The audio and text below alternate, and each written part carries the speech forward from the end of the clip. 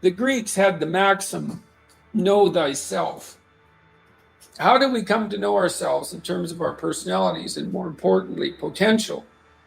Well, one of the first ways to come to know yourself is to understand that you don't. You can learn to kind of watch yourself like you're watching a stranger, but you have to adopt a position. It's a position of radical humility, I would say. Humility in two senses. So one sense would be the humility of recognizing your ignorance. So you have to understand that you don't know who you are. That's not easy to understand because you think you know, but then you remember you can't control yourself very well. You're not very disciplined. You're full of flaws. Maybe you don't know yourself as well as you think, but it's hard to get low enough to understand how deeply it is the case that you are ignorant about who you are. Now, there's an upside to that too, which also is that you're also ignorant about who you could be.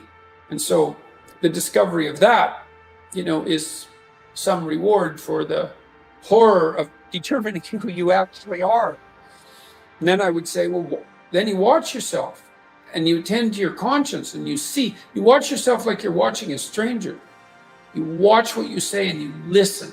And you think, well, what sort of person would say that? And how am I reacting emotionally when I'm communicating in that manner? Is that making me feel stronger, weaker? Is it filling me with shame? Is it helping my confidence? Am I laying out a lie? Am I deceiving myself and other people? Am I adopting this personality at parties that is designed to impress and to amuse, and it comes across as nothing but like self-centered narcissism? What are my dark fantasies? What are my aggressive fantasies? What is it that I'm willing to do? What am I interested in so that I'll spontaneously pursue it? What do I procrastinate about and why? What am I unwilling to do? What do I think is good? What do I congratulate myself for accomplishing? And what do I berate myself for failing to confront and to implement? Those are all incredibly complicated questions, and you don't know the answers to them. So that's a start. And then in terms of potential, well, you'll discover a little bit more about your potential as you discover who you are, especially the darker parts of yourself, because then you discover your potential for mayhem. There's some real utility in that. It's actually something that strengthens you, because the first thing that a realization like that can in fact produce is the ambition to incorporate that dangerousness into a higher order personality. And that can make you implacable. That can make you someone who can say no when you need to say no. That can make you someone who won't avoid necessary conflict.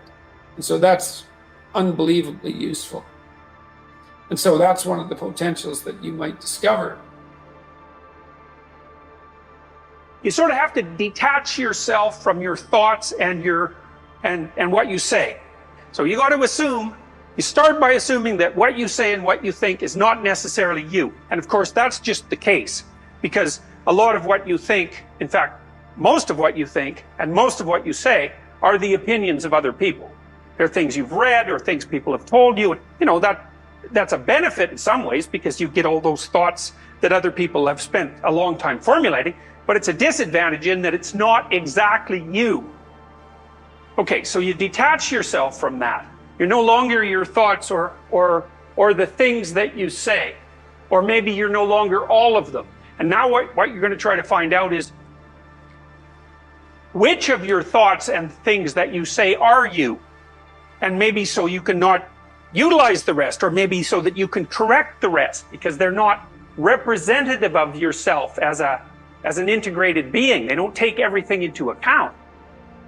My sense has been that you can tell when you're saying something that's not authentic by feeling out whether or not it makes you weak or strong. Now, sometimes when you're conversing with people, you can say something that embarrasses yourself.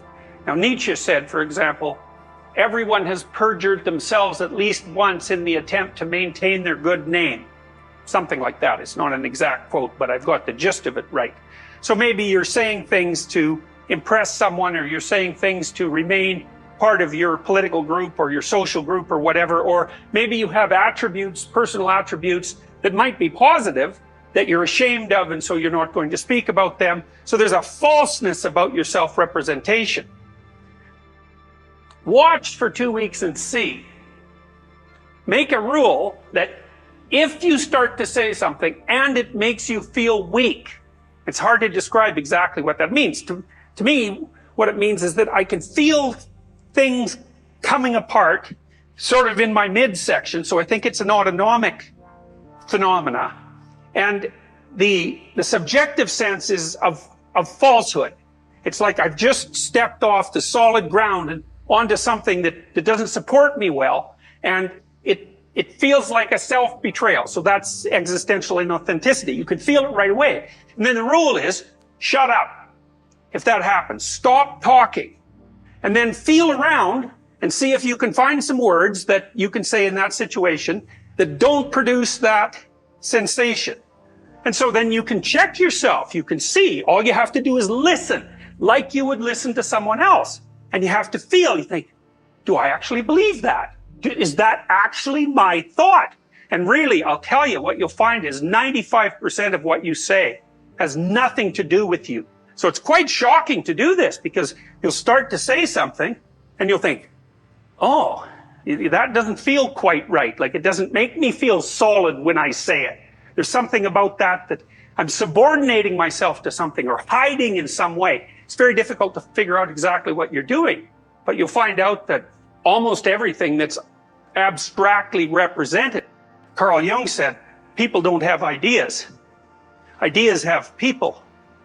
And that's something to really think about, because then you want to watch and see what ideas there are floating around in your head and start to figure out where they came from, because it's highly probable that they're controlling you, just like a marionette is controlled by the puppeteer.